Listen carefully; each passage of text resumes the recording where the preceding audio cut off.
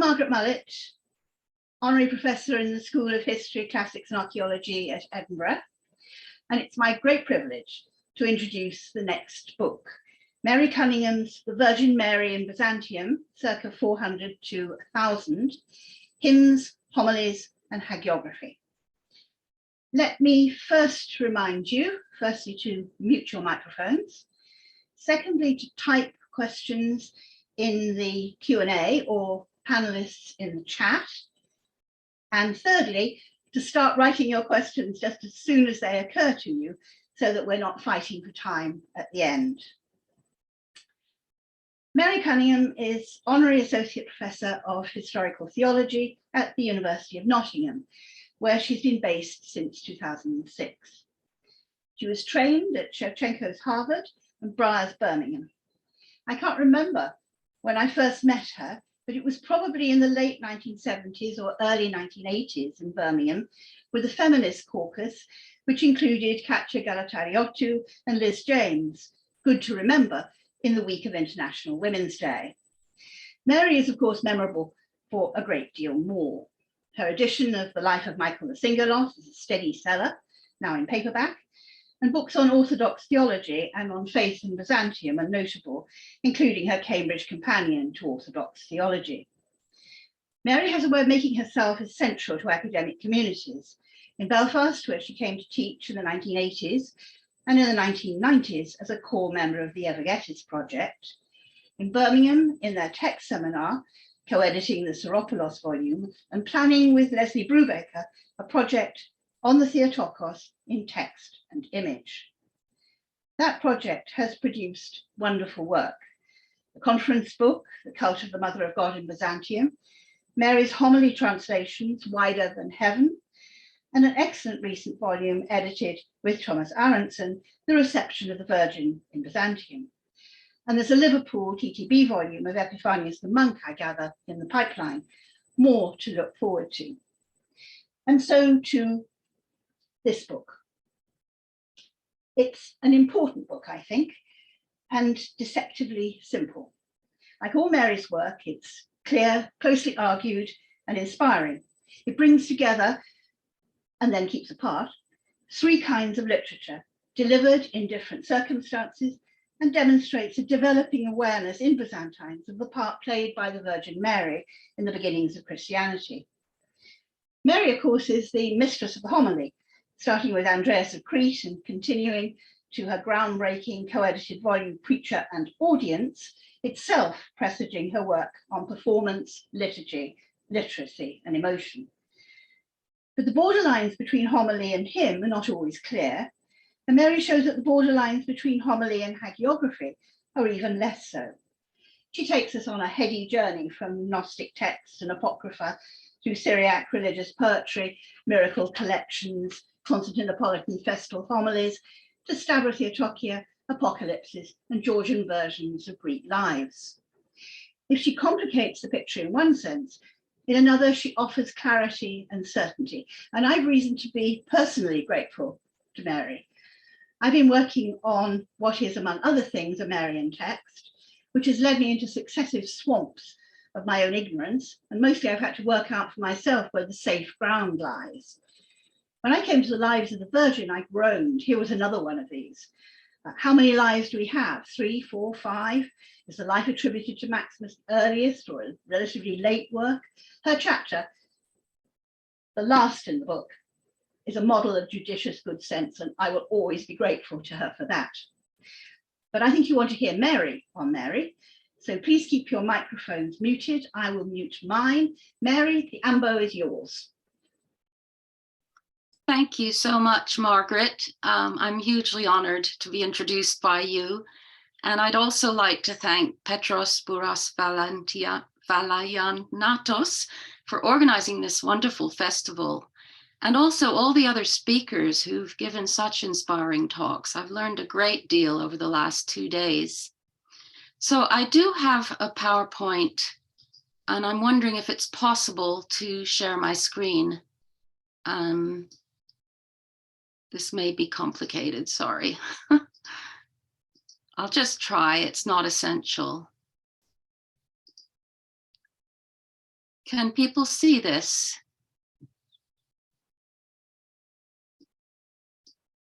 Yes. Yes. Okay, and it should be full screen now. Yes. Okay, Thank you. great.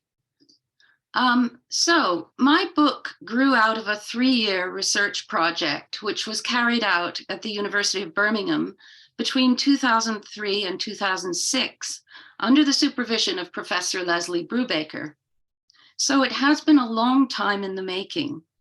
Leslie and I originally intended to write a joint book on Byzantine texts and images of the Virgin Mary between roughly 400 and 1000 CE. In 2015 to 16, we both secured fellowships at Dunbarton Oaks, so we're able to work and consult together about it throughout that year. Unfortunately, our timetables failed to coordinate thereafter, and in the end, we decided to publish 2 separate books, both with Cambridge University Press. Mine, which covers only liturgical and hagiographical texts that celebrate the Mother of God in Byzantium, circa 400 to 1000, appeared in 2021.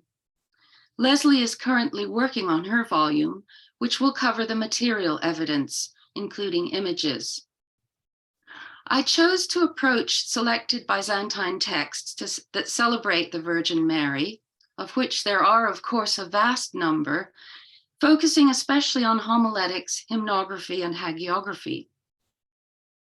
I should note at the outset that I had to limit my study in this way for reasons of space. There are many other literary genres, including poetry, histories, and treatises, that still await analysis from a Mariological point of view.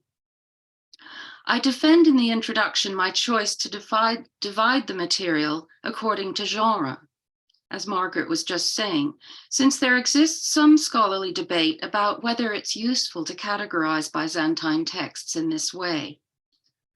One other potential problem with my approach is that even if we do separate texts on the Virgin into separate genres, there is a considerable amount of overlap between them. What is the difference, for example, between a panegyrical oration or homily on a holy person and a high-style hagiographical text? Or between a rhythmic but often narrative hymn, such as a kontakion, and an equally poetic and rhythmic, although obviously rhythmic in a different way, festal homily? In any case, I decided in the end that the literary contexts and intended audiences of individual texts do help to classify the various types of text that I deal with in my book. Another very interesting result, once I had chosen this approach, was that texts say different things about the Virgin Mary, sometimes depending on the literary forms that they take.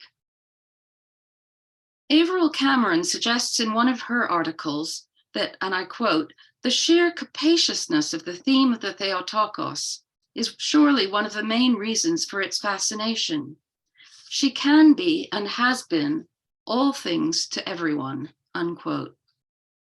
This observation was certainly borne out in my research on the various literary forms of Marian reflection.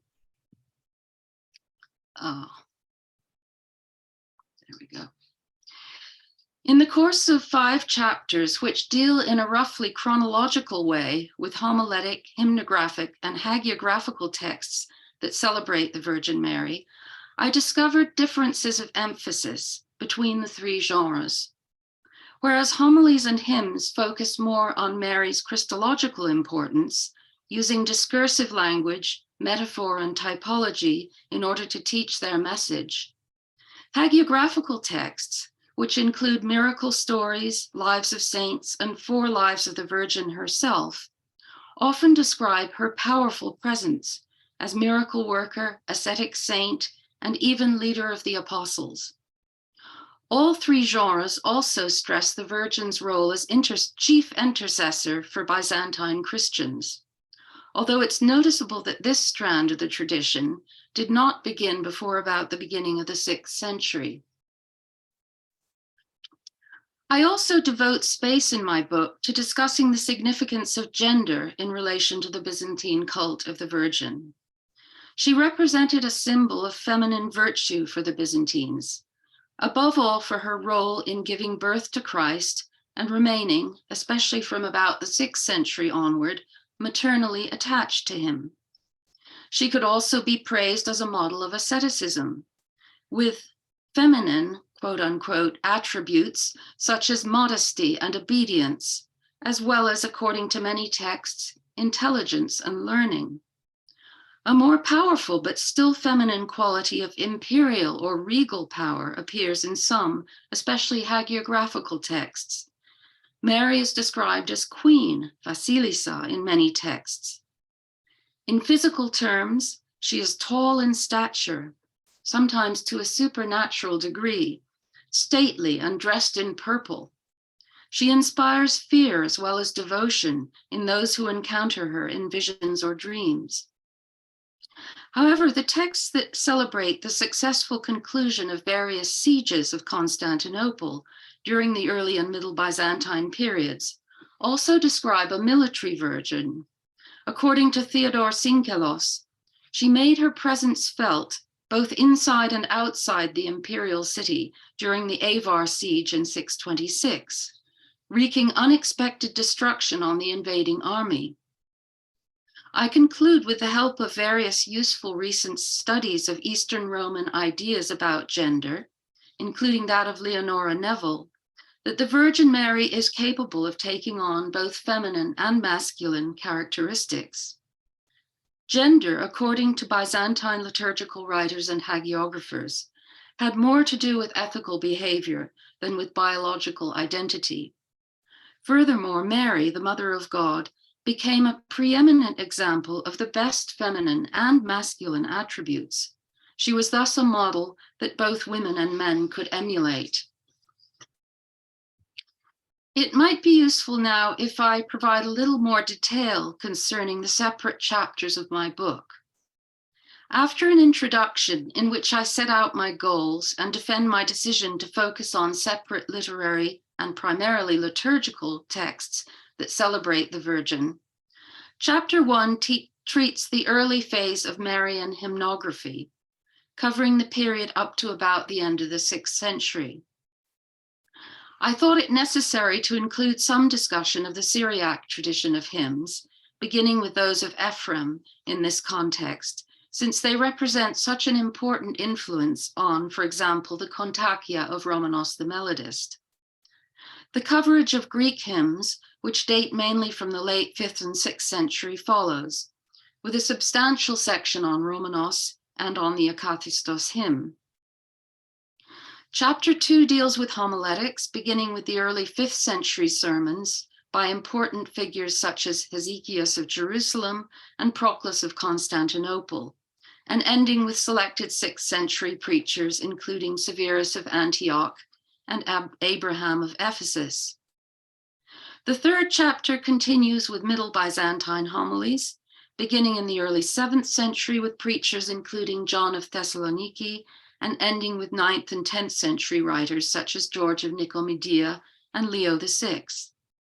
This chapter is structured according to the different forms that Marian homilies could take, ranging from highly panegyrical to more exegetical or occasional works.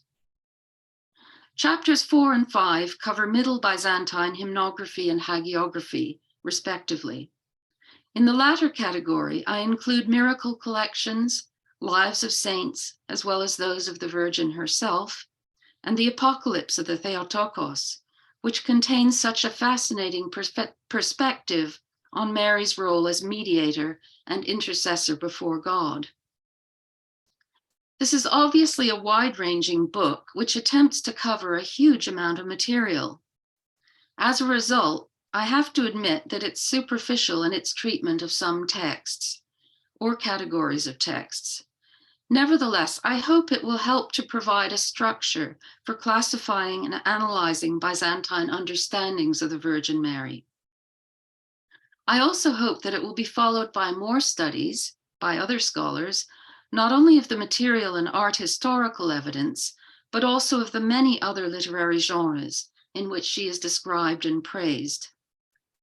One benefit of undertaking this project is that it's provided me with numerous avenues for further research.